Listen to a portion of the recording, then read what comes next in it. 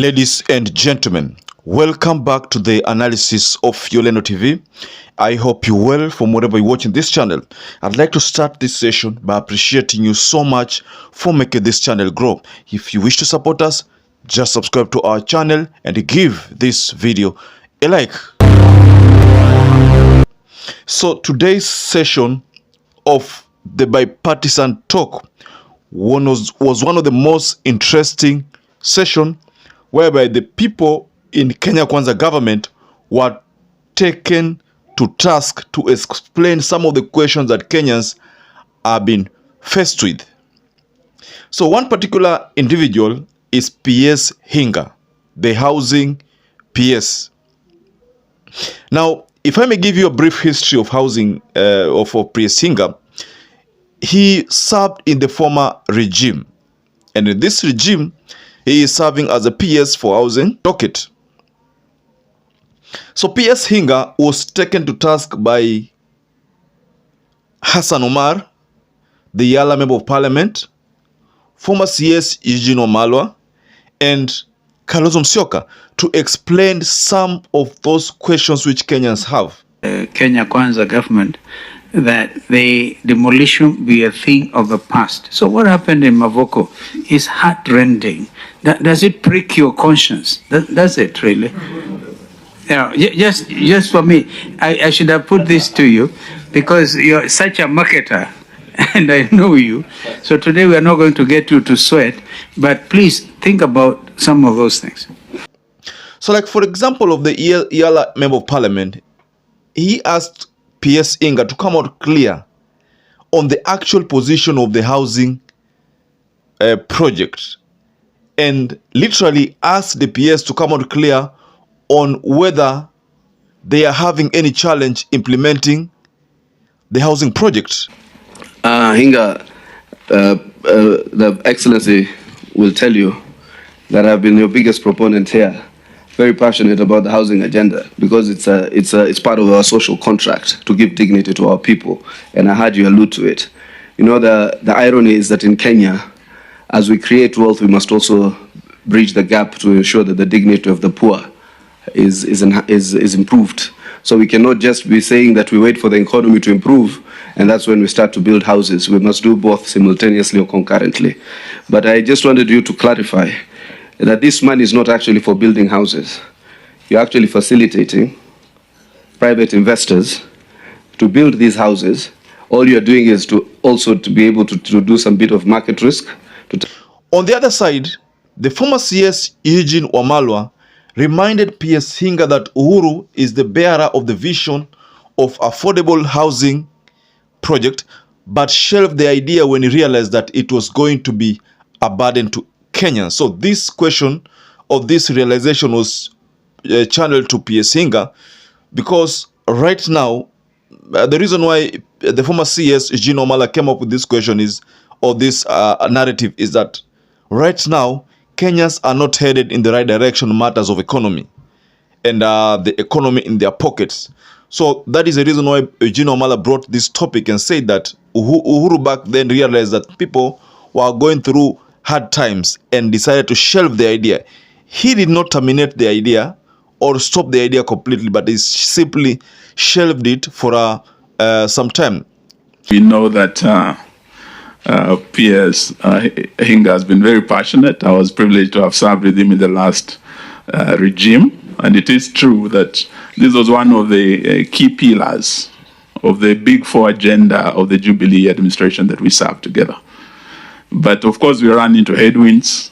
Kenyans raised concerns. Kenyans went to court. And at the time, we had COVID-19 and other challenges. We did decide, and as government, I think, to shelve it. We know that this regime is equally passionate about this housing issue. But of course, you cannot mourn louder than the bereaved. The bearer of the vision himself actually was able to stand down. Why can't you consider, given the current economic situation, the outcry of all Kenyans, from teachers to the policemen to, professionals, who are literally being forced to, pay for this housing issue. Many of them have taken out mortgages. We heard from the chair of Public Service Commission.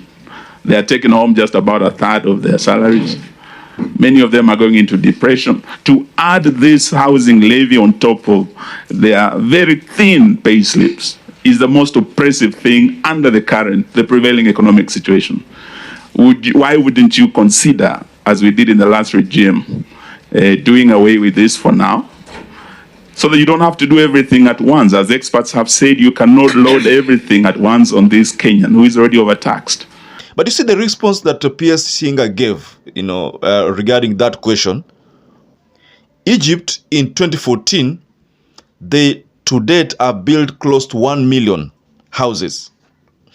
He also went back to revisited the issue of Singapore, whereby he's saying that Singapore also went for the same idea. But what the PS missed, and I think that's why KALONZO told him, don't sweat. What he failed to understand is that these people are not saying that housing project iacho kabisa. They are simply trying to say that you need to come out clear. I think when we talk about the housing levy being an investment in ourselves, we are actually not. We're not using it incorrectly. We are investing in ourselves. And how do we invest in ourselves? Is it a tax? You need to come out clearly. It is a tax. Yeah. So why do you call it a levy in your presentation? A levy is a tax.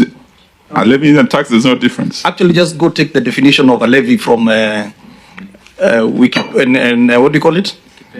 Wikipedia. It is a tax. Okay.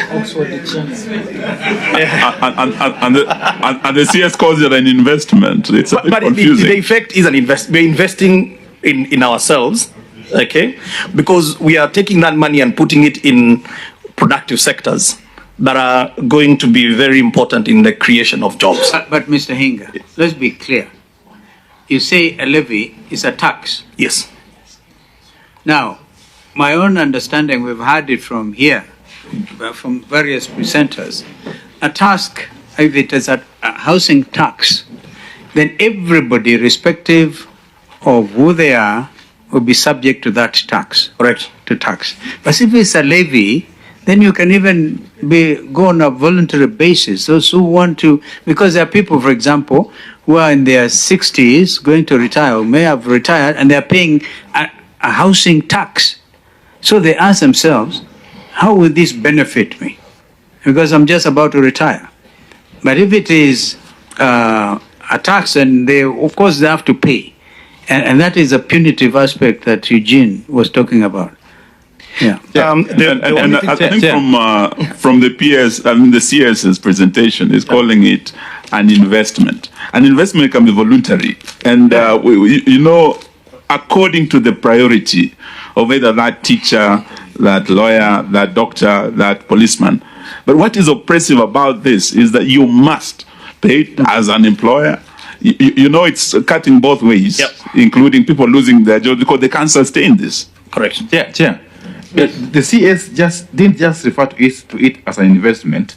He actually qualified it further and said that this is an investment, not a tax. Not a tax. Yes. Please help us understand. Not a tax. Now you are contradicting your own senior colleague there. Of course, earlier on, if you remember the presentation that PS Hinga did a couple of months ago, when he was talking about this being like a chama, and we've done several analysis touching on that aspect. He said it's going to be like a chama, whereby after 7 years, if you decline to take the housing unit which you will be given, you are free to withdraw. You see, that was the first narrative, which was quite in some way made some sense, but though there were some issues which was still were not well addressed, and that's why Kenyans were still agitated on what will happen if someone has saved, like PS Hinga was saying, for 7 years, and will he truly be given the funds? That is why you find that in that explanation back then, PS Hinga said that the only money which will be given to you ni ile ulikatwa wewe, not the employers. It's just like the way NSSF operates. NSSF ulikuwa unakatwa 200, huku pia 200, alafu unapewa 400. So at the end of the day, when you retire, you will be given the 400 which were accumulated. But for this housing levy, according to what PS Singer said back then, was that you are going to be given only the ones which were deducted from your salary, but not the employers.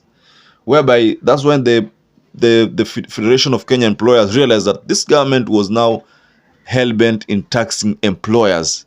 They were targeting employers and not employees, because if you say that employees will not be will only receive whatever they saved, why don't you say that the employer will also receive whatever was deducted from him as a result of the deduction which was subjected to that employee?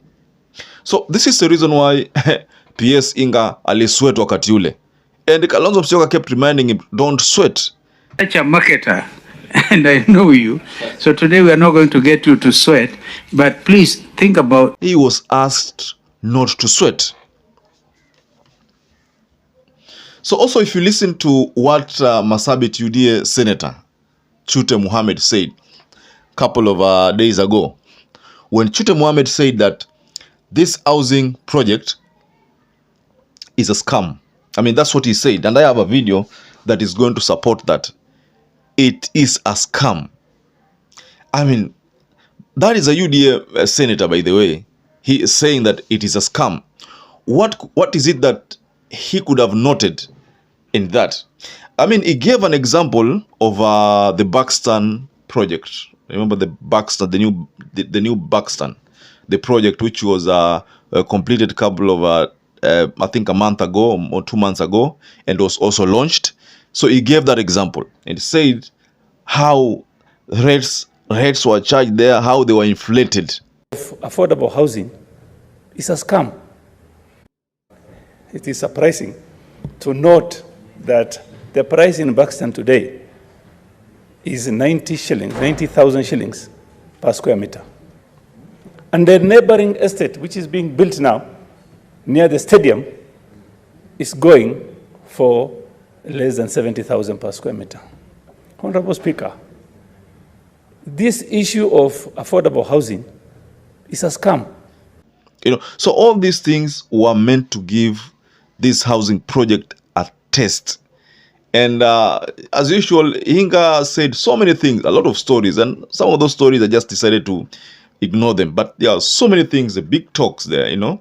He's one person who knows how to market, by the way, based on how he talks. He gave so much to a level where by now unaweza sinzia kama unasikiza. But the bottom line here is that UDA senator said the housing project looks like a scam. So that is from UDA.